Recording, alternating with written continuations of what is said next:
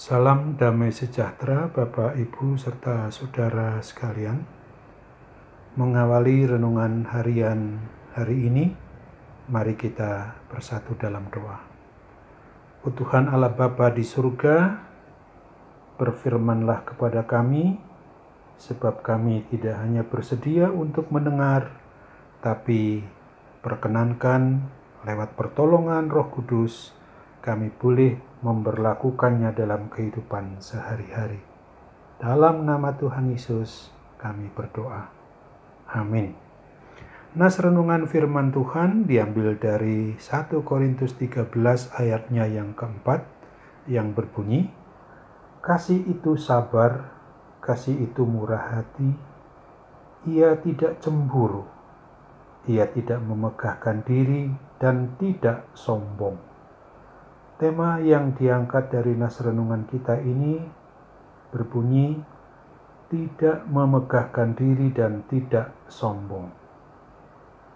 Firman Tuhan yang ditulis pada surat kiriman Rasul Paulus kepada jemaat atau umat Kristen yang ada di kota pelabuhan Korintus, di dalam 1 Korintus 13 ayat 4 ini, Rasul Paulus menegur dan sekaligus memperingatkan jemaat atau umat Kristen di Korintus dulu, dan tentu saja ditujukan juga kepada kita yang hidup pada masa kini dan di sini, bahwa walaupun kita sebagai umat Kristen atau gerejanya sungguh diberkati oleh Tuhan Yesus di dalam karunia-karunia rohani, akan tetapi semua karunia-karunia itu tidak digunakan di dalam rangka untuk menyembah, memuji, memuliakan diri kita sendiri.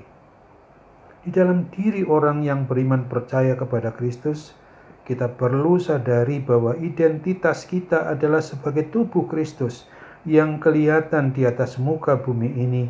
Maka di dalam mengemban tugas untuk bersekutu, bersaksi, dan melayani itu, bukan dengan memakai norma atau aturan untuk saling menganggap diri lebih baik daripada orang yang lainnya. Bukan pula untuk memberlakukan hidup di dalam perselisihan dan persaingan. Dapat kita baca di 1 Korintus 1 ayat 10-11. Oleh karena itu, Rasul Paulus mengingatkan dan sungguh menekankan tentang pentingnya kasih yang dianugerahkan oleh Tuhan Yesus kepada kita di dalam kehidupan kita sebagai umat yang beriman percaya kepada Kristus. Di dalam nas renungan kita ini menegaskan bahwa kasih harus dibuktikan, bukan NATO, no action, talk only, bukan hanya ngomong dan tidak ada tindakan atau perbuatan apapun.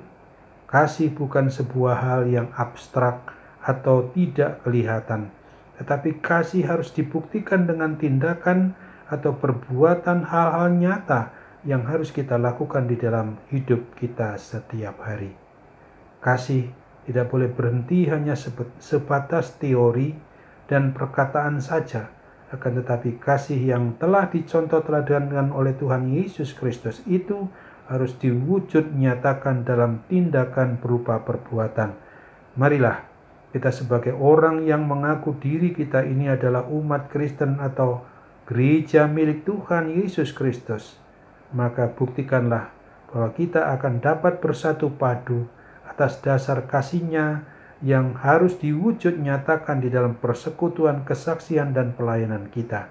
Kita harus saling mengasihi, bukan sekedar berteori atau bicara saja, karena kasih harus diwujudkan dalam tindakan, saling memperhatikan, saling menguatkan dan mendoakan, saling mendukung satu dengan yang lain, sehingga tercipta kesehatian dengan satu tujuan, yaitu untuk menyembah dan memuji serta memuliakan nama Yesus Kristus, Tuhan, Raja dan Kepala satu-satunya, Sang Pemilik atas kita gerejanya di dunia ini. Mari, nyatakanlah kasih di dalam kehidupan kita sehari-hari. Ingatlah selalu akan firman-Nya pada 1 Yohanes 3 ayat 18 ini. Anak-anakku, marilah kita mengasihi bukan dengan perkataan atau dengan lidah, tetapi dengan perbuatan dan dalam kebenaran. Selamat memperlakukan hidup yang tidak memegahkan diri dan tidak sombong, sehingga kita dapat mewujud nyatakan bahwa oleh dan dengan dasar kasih-Nya kita itu boleh melaksanakan hidup sebagai orang yang sabar, orang yang bermurah hati, orang yang tidak cemburu, orang yang tidak memegahkan diri, dan bukan orang yang sombong.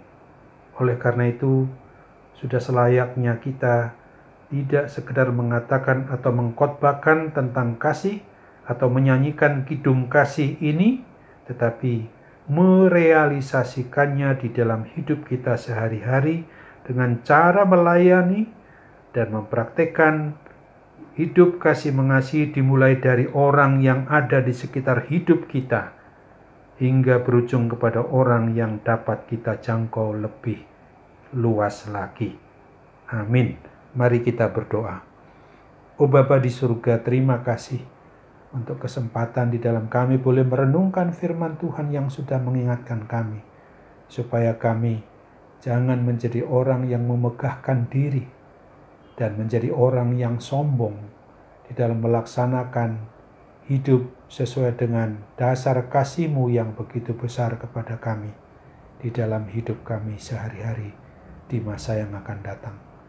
Itu sebabnya kami juga ingat untuk berdoa pada saat ini bagi setiap mereka yang masih harus mengalami perawatan baik di rumah sakit maupun di rumah dengan isolasi mandiri akibat dari gangguan sakit penyakit pandemi COVID-19 ini, supaya Tuhan campur tangan memberikan mujizat pemulihan dan kesembuhan-Mu yang pasti dapat nyata diterima oleh rekan dan saudara-saudara kami. Dalam nama Tuhan Yesus, kami mau berdoa dan bersyukur dengan sepenuh hati ini.